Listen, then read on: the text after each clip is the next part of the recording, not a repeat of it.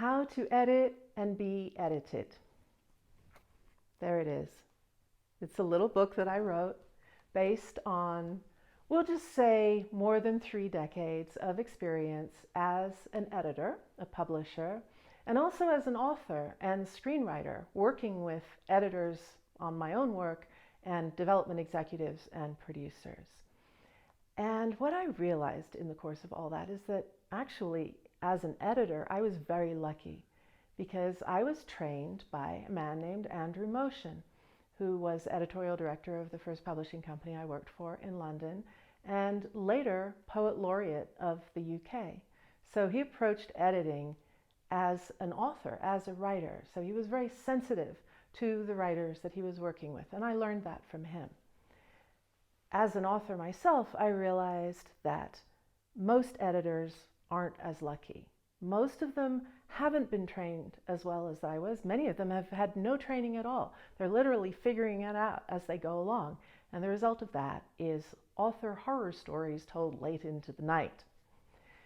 So I wrote this book on the encouragement of an author that I was working with who had a couple of horror stories of his own, and said to me, well, this is the stuff nobody teaches, I said, this is the stuff nobody teaches you. I was defending the other editors. I said, they haven't been taught how to do it.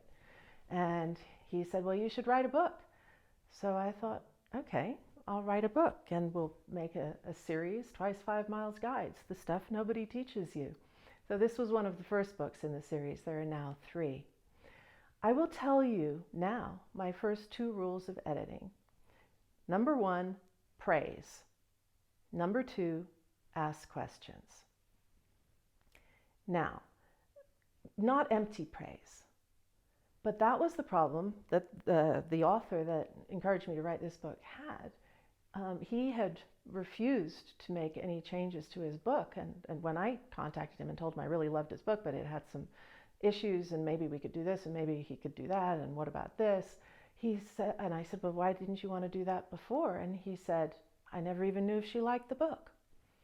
So when you tell a writer that you can see what's good in their work, then they're energized to make everything better, to bring the things that aren't working as well up to that standard.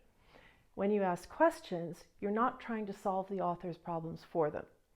That doesn't work for most authors. Either they've already tried that solution, or they feel like they're in a classroom, or they feel like their book is being taken away from them, or their screenplay equally, put a car chase in there. The pace is lagging. I've literally had that from a development executive. Like, no, the problem is not that there isn't a car chase.